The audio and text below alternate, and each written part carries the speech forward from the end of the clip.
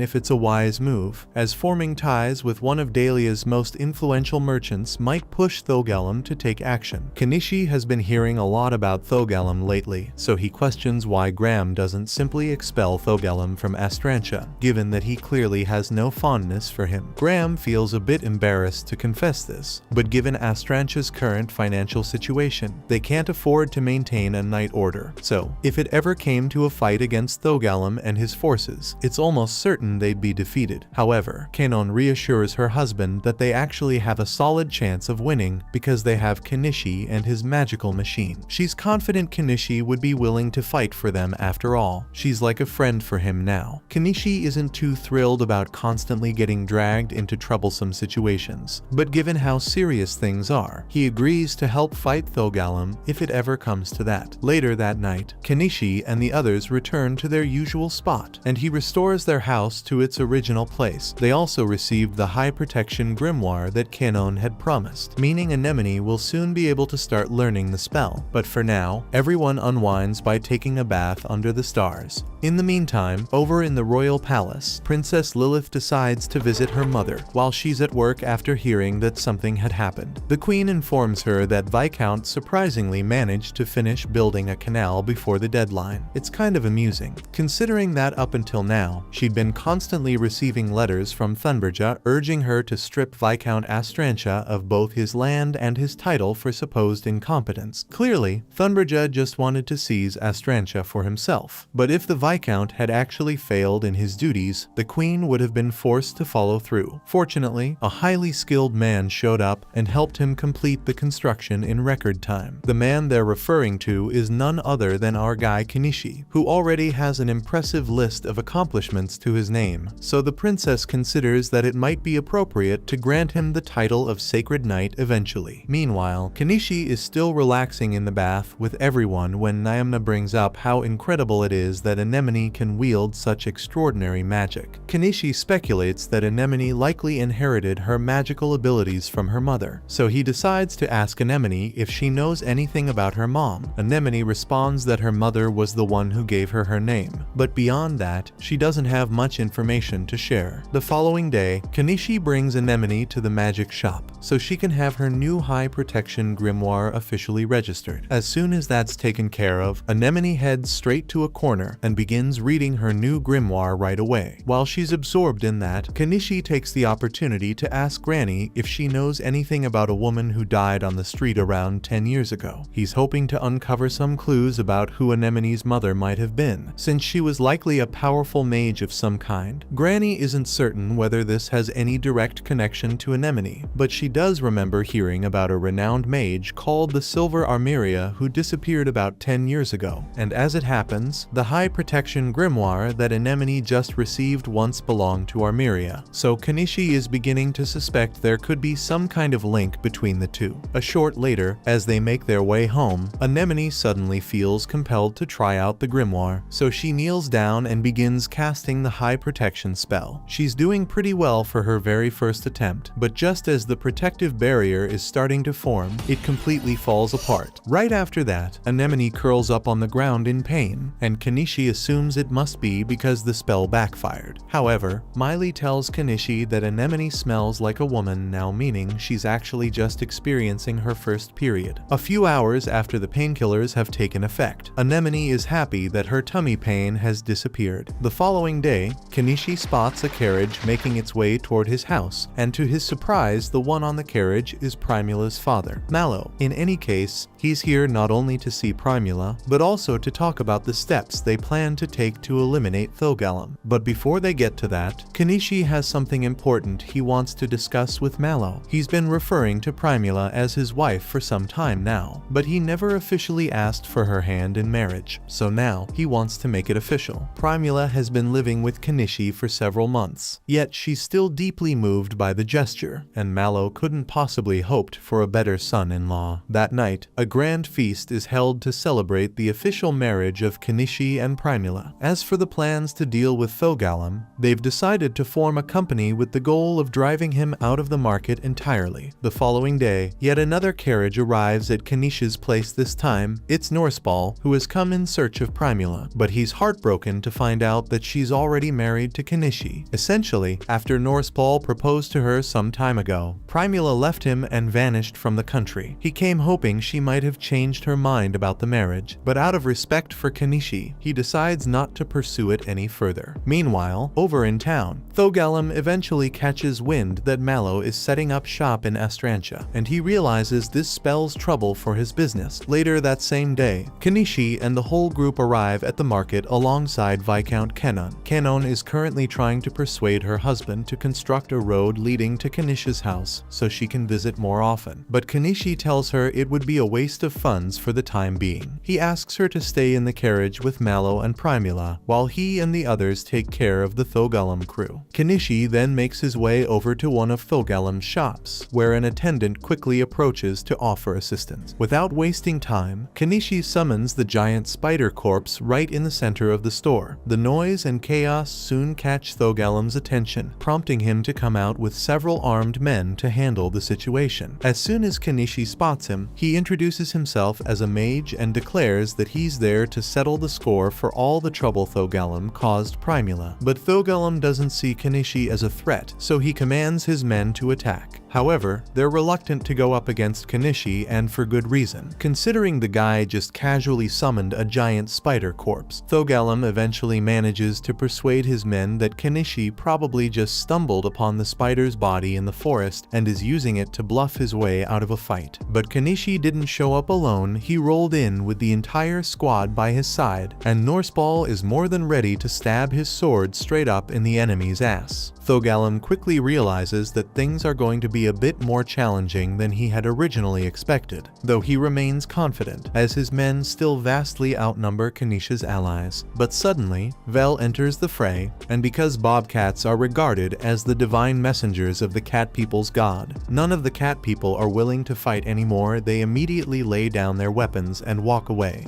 With his numbers advantage now gone, Thogalum withdraws into his hideout to escape. Kenishi and the others follow him inside, but it turns out that this was actually part of Thogalum's strategy, as he had even more troops waiting within, and these ones are dog people, so they have no issue throwing hands with Holy Cat. The dog people's leader leaps down to strike at Kenishi, but Norseball steps in just in time to protect him, sparking a full-on battle. Naima and Miley charge in with their weapons, and since they harbor a deep hatred for the dogs, they're highly driven to go for the kill. Meanwhile, Norseball is still locked in combat with the thug's leader, but he's caught off guard when a dagger is hurled at him. Fortunately, Vel comes to his rescue, allowing him to regain his footing and charge back into the fight, slicing the dog man in half. Kenishi then pulls out his backhoe and starts wreaking havoc throughout Thogalum's complex, causing as much destruction as possible and likely taking out a few people in the process as well. Thogalum sees that he's on the losing side, so he attempts to escape his hideout, but Kenishi chases after him and calls in an even larger machine to wipe out the entire building once and for all. However, Mallow steps in and tells him to hold off because he's planning to move in once the Mallow company sets up in the town. Kenishi agrees to stand down, but then Thogalum starts shouting that Kenishi won't get away with any of this. However, Kenishi counters by explaining that they've already succeeded in their plan because, while Kenishi might have initiated the fight, fate, it was Thogalem's men who were the first to unsheathe their swords. Coincidentally, Kenishi was tasked with escorting the Viscount today, which means any attack on him could be interpreted as an attempt on the Viscount's life. Of course, this is entirely fabricated, but Kenishi has the Viscount's support, and all it would take is a single word from him to have Thogalem imprisoned for attempted murder. Now, Thogalem has no choice but to comply with the Viscount's demands, so he instructs him to leave Astrantia at once and never come back. As Thogalem gathers the few belongings he's permitted to take, he steps into the carriage with his family, and he's honorable enough to acknowledge his defeat. However, he believes he only lost because they had Kenishi on their side. He also realizes that all of Mallow's recent achievements selling those rare brooches in Dahlia must have been thanks to Kenishi as well. With that, he congratulates him on securing such a valuable partner, but he reminds him that he still has enemies out there, like the one who paid to kidnap Primula, so he had better watch his back, and this won't be the last time they hear of Thogalem. Right at that moment, a carriage pulls up, and it's there to deliver a letter addressed to the Viscount. The message comes straight from the royal palace, ordering the Viscount to send Kenishi to the royal capital as soon as possible for an audience with the king. Since it's a royal decree, they don't have the authority to turn down the summons, but no one has any clue why the royal family would be interested in meeting with Kenishi. Thogalem, having overheard everything, bursts into maniacal laughter and tells Kenishi that making himself stand out so much was inevitably going to bring trouble his way sooner or later. As Thogalem rides off, Kenishi starts reflecting on what he said about Primula being kidnapped, and now that he's really thinking it over, what could have been the motive behind it. It was clear that Shaga carried out the kidnapping because a noble paid him, and at first, Kenishi assumed it was just some noble who had fallen for Primula or something along those lines, but maybe there's more to it than that. Thunberja might have used his influence to help sweep things under the rug, but there's a chance the Spice Syndicate had a hand in the kidnapping. They were likely trying to undermine Mallow's company out of jealousy over all the success he was having selling Kenishi's products. And if that really is how it all went down, then that would mean Kenishi bears some of the responsibility for Primula being kidnapped in the first place. That evening, Kenishi sits down with Primula and Mallow for a conversation and informs them that he wants to pause selling goods to them for the time being. He lays out his entire theory that Mallow is being targeted specifically because he has access to exclusive products and Kenishi doesn't want to be the source of any further trouble for him. Additionally, with Kenishi being summoned by the king, he has no way of knowing what kind of challenges he might face, so he'd prefer not to drag Mallow's company into any potential complications. However, Primula points out to Kenishi that he's mistaken about one thing. He isn't the one causing trouble for them. It's simply the risk that comes with running a profitable business. Kenishi counters by reminding her that she almost lost her life because of those very risks, but Primula is prepared to accept that. She's already resolved to stand by Kenishi's side, and given the power he wields, it was inevitable that the royal family would eventually take notice of him. No matter what happens, she wants to keep supporting him through it all. The following day, Crouton's family is finally prepared to relocate to Norseball's lands, so Anemone bids farewell to Mary as the carriage sets off. Once that's done, Kenishi gathers all of his belongings. Initially, he considered ignoring the royal summons and fleeing, but doing so would create a mountain of problems for the Viscount. In the end, he decides to make his way to the royal capital in his vehicle, accompanied by his family. Soon, the group reaches the royal capital, and while it looks quite beautiful, the roads are also incredibly confusing, causing Kenishi to get lost along the way. Eventually, he happens upon a group of castle guards, so he presents them with the letter he received from the king. After roughly an hour, the guards come back, bringing the princess with them. She's thrilled to finally meet the renowned Kenishi, but since it's only been around 2 weeks since they sent the letter to him, they're all surprised that he managed to arrive so fast. The princess's advisors request that he explain how he arrived, so Kenishi tells them he simply drove here on his mechanical beast. After hearing this, the princess immediately starts insisting that he show it to her. Kenishi obliges and summons his jeep. It appears even more impressive than the princess had imagined, so she excitedly asks Kenishi to take her for a ride. He agrees but cautions her that she shouldn't so recklessly get into an unfamiliar vehicle. What would she do if he decided to kidnap her while she was inside? outside. Surprisingly, the princess finds that idea amusing and tells him he can go ahead and kidnap her if he wants to. Still, Kenichi has no intention of becoming a wanted criminal, so he simply drives her back to the castle gates. Once the princess steps out of the car, her advisors immediately begin scolding her for riding in an unfamiliar magical beast like that. If anything had happened to her, the king would have all of them executed, so they plead with her to act more carefully. But the princess just tells them that if they don't like how she acts, they're free to quit. Lilith has taken quite a liking to Kenichi, so she tells him he can call her by her first name, and, since he's been such great company, offers him any reward he'd like. After a moment of thought, Kenichi asks if she'd allow him to set up camp on a small part of the garden grounds. Lilith finds this request a little odd after all. He could simply stay in the castle's guest quarters, but he explains that he has beast folk in his family, and most places don't allow beast folk inside, so he wants to camp outside where they can all stay together. Understanding his reasoning, the princess agrees to let him stay in the garden. Since Kenichi showed up ahead of schedule, it might be a few months before the king is available to meet with him. Kenichi and the group are taken to a section of the garden that they'll be using, and as soon as he summons his house, Lilith gets excited and rushes inside to explore it. Kenichi follows her in and tries to talk her into coming back out, but Lilith has already made up her mind. She says she wants to stay here now. Her advisors argue that she's taking things too far, and Kenichi even asks if she's really certain about this, reminding her that he doesn't have much to offer in terms of hospitality. But Lilith says she's perfectly fine just being able to stay there, she doesn't need anything else from him. If Lilith truly wants to stay, Kenichi sees no reason to stop her, so he goes on with setting up the house and adds the second room. The only thing left now is to build a bathroom, so Kenichi summons his bulldozer and gets ready to start digging.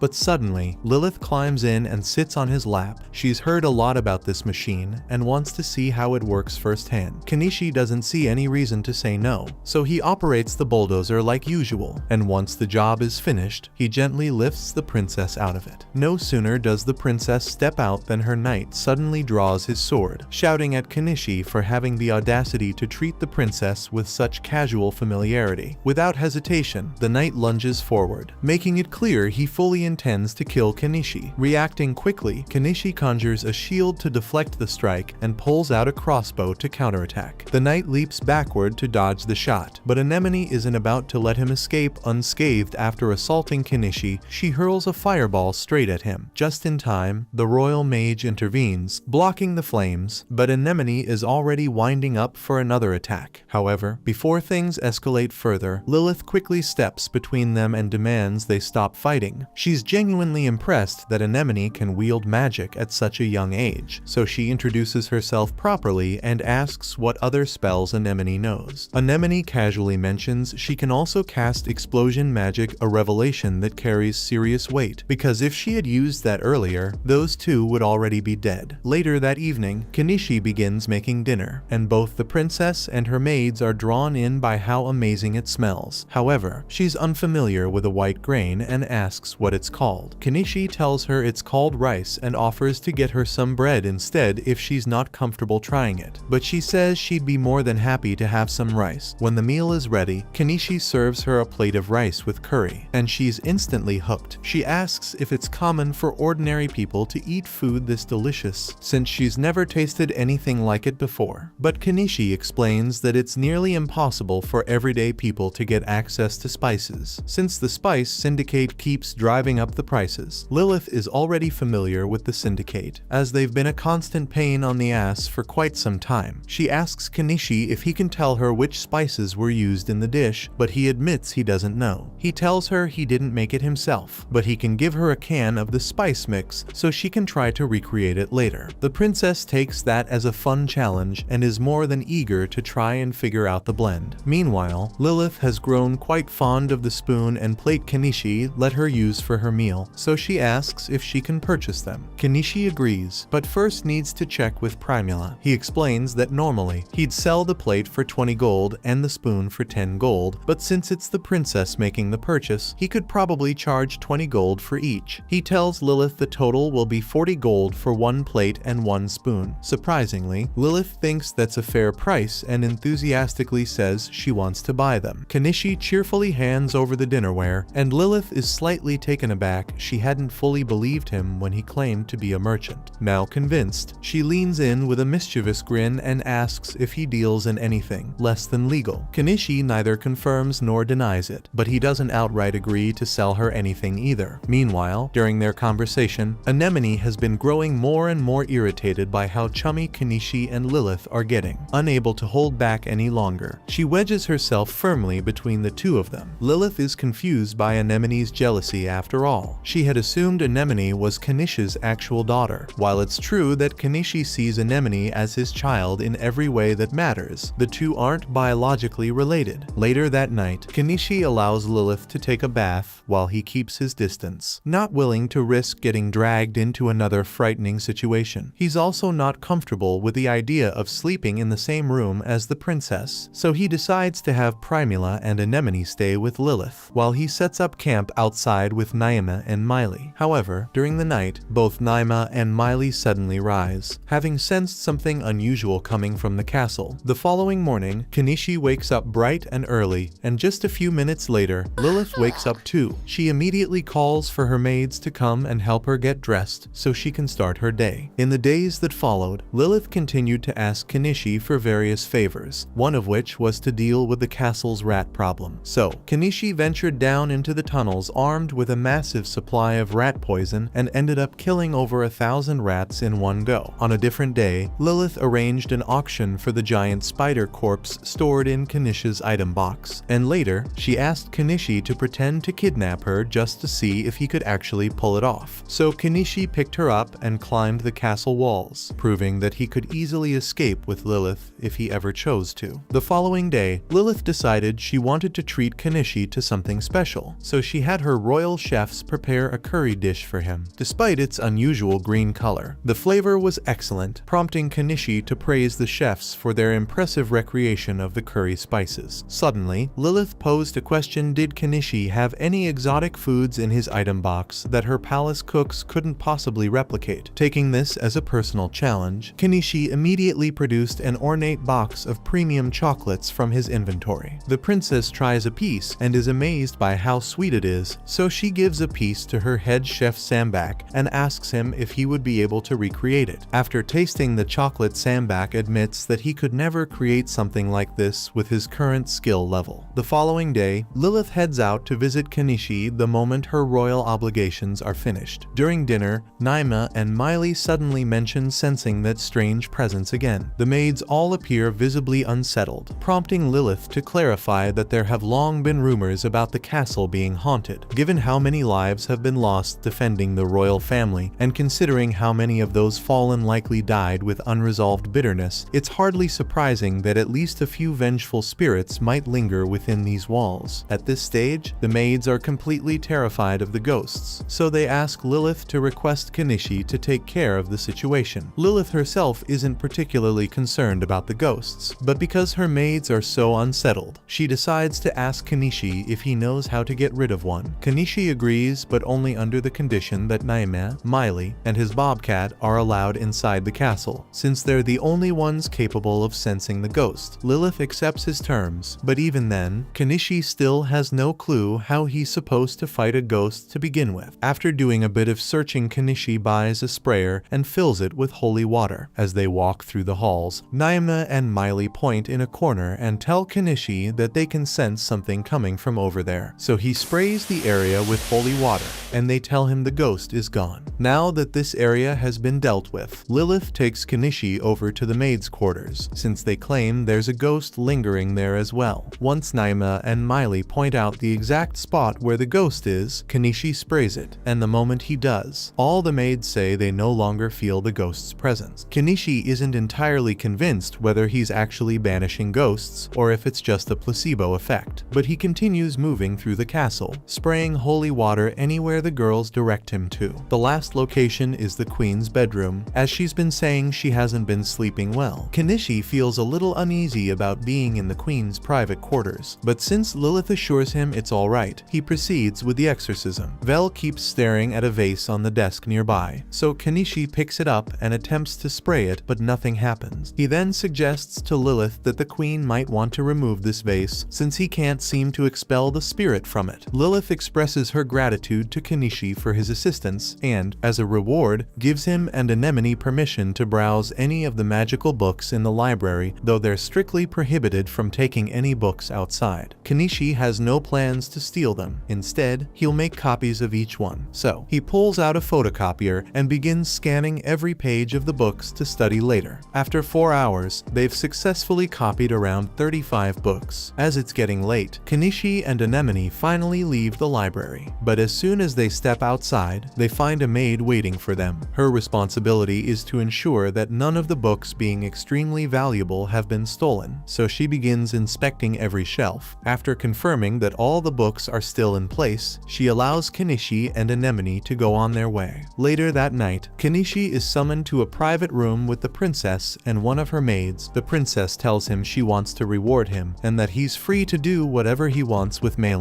At first, Kenishi turns her down, explaining that he already has a wife, but Lilith quickly reminds him that no one ever has to find out. With that, Kenishi gives in, not even minding that Lilith is sitting there watching as he claps her personal maid. They all arrive at the royal court, where the audience looks down upon them, as they believe Kenishi doesn't look like a mage. They also think the king is being too soft because he allowed the beast folk and animals to enter the audience chamber. Kenishi observes the royal family, and he senses hostility from the queen. He introduces himself as a mage from the frontier, and he informs them that he has arrived there because he was summoned by the king. The royal servant informs him that the majesty wants to see his fighting skills, so he must fight the royal court's rising star mage named Melissa. Kenishi finally realizes why the king had gathered so many nobles in the court, and Melissa tells him that she only agreed to fight him because she was told her opponent is an impressive mage from the frontier. But she is surprised since he looks quite ordinary, and she feels he is stupid because he even brought his family. She advises him to run away, and she brings out a lesser dragon, which shocks everyone. But Kenishi summons a giant excavator, surprising her. She believes it's only bigger in size, and it won't be able to compete with her dragon. Kenishi enters his excavator, and she prepares to attack him with her dragon, which worries Lilith, but he easily dodges the attack. However, it eliminates several spectators, but shockingly, no one seems to be bothered about it, which makes Kenishi wonder what's wrong with them. Naima and Miley offer to help Kenishi, and they start attacking the dragon, but they fail to land any real damage on him. Kenishi uses this opportunity to grab and slam the dragon, but he realizes it wasn't enough to finish it, so Anemone tells him to leave it to her. She uses her magic to attack it, but unfortunately, this doesn't work either. The dragon hits the excavator with its tail, which sends it back, and Kenishi loses control over the machine, opening it to all sorts of attacks. The dragon tries to burn them, but luckily, Anemone casts a high protection magic, which saves them, impressing everyone. Naima and Miley once again attack it, and this time Naima manages to hit an arrow in its eyes, which blocks its vision, so it starts launching fire attacks in all directions, placing everyone in danger. It rushes towards the excavator and uses its brute force to push it back, which makes everyone think that the fight is practically over, and Melissa will easily win it. But Anemone once again surprises everyone as she starts preparing a golem using her magic. However, instead of creating a fully developed golem, she only creates a hand, which disappoints everyone. But shockingly, it still manages to grab the dragon and toss it like it weighs nothing. Kenishi knows it wasn't enough to defeat the dragon, but he still thinks it's enough opening for him to use his final move. He starts rotating the excavator, hitting the dragon multiple times before finishing it with a strong final blow, which defies all absurdity. Everyone is amazed at their victory, and Kenishi thanks Anemone for the help. But he notices she's bleeding as she is exhausted from using all her mana. He takes out a loudspeaker and thanks His Majesty for inviting him to such a wonderful show in the royal chamber. However, he is angry since it placed his family in danger, so he says he will use his mighty summoned beast to collapse the entire audience chamber and escape, after which he will use all his energy to destroy this country. They think he is being overconfident after defeating just a lesser dragon, and even Kenishi himself realizes realizes he went a little too far in his range. Primula calls him from behind, and he apologizes for overreacting as it places all of them in danger. But she reminds him that she will follow him no matter what he decides. Naimna also tells him that the beast folk are naturally drawn to strong men, and Anemone also reminds him of his promise to go adventuring together. Kanishi feels grateful to have all their support, but he mentions if they run away now, they will never know peace again, and also he fears the trouble it may cause for Mallow and others. She assures him that neither she nor her father will blame him if anything happens to her or the trading company. Princess Lilith suddenly comes down along with her guards, and she says that she understands how he must be angry, as his family was in danger, but if he runs away from there, he might be giving up on the peaceful life he seeks, for which even the nobles will start hating him. She notes that she has a better idea to settle this problem, and he wonders what that is. So she reveals that he can marry her, but he quickly rejects her proposal, which breaks her heart as she thinks he could have at least given it a thought. He tells her that he can't be just another pawn in the royals' games, so Lilith mentions that in that case, she has a small request as a young girl, which he should grant. Kanishi asks her what she wants, so she reveals that her birthday is coming soon, so he should get her a present. She tells him that if she likes the gift, she will ask her father to forgive him and grant a document that will declare that they have no grudges against him. He realizes she wants him to gift her something that no other noble can have, and she mentions that it will be almost impossible to surprise her with jewelry, but he considers it a challenge, so Kanishi starts thinking about what to give her. Primula tells him that all his products are wonderful due to the skill involved in making them, but she is most surprised by how he can create things which look exactly the same in size and shape, so she suggests he should give her a similar gift. Kanishi gives Lilith a beautiful pearl necklace, which shocks her, and he wonders if she has never seen a pearl necklace. But she notes that she has seen one, but not with such big beads that two in the same shape and color. She is very happy and shows it to her father, but the queen feels very jealous. Lilith hands him the document, which notes that he's officially forgiven for all his mistakes, and he thanks her, but he thinks that although this isn't the ideal scenario, he is happy they could achieve peace. The queen suddenly arrives there, and he senses she is even more terrifying than that dragon he faced earlier. She asks him if he has anything for her, so he notes it was a present for Lilith's birthday. She mentions that her birthday is also arriving soon,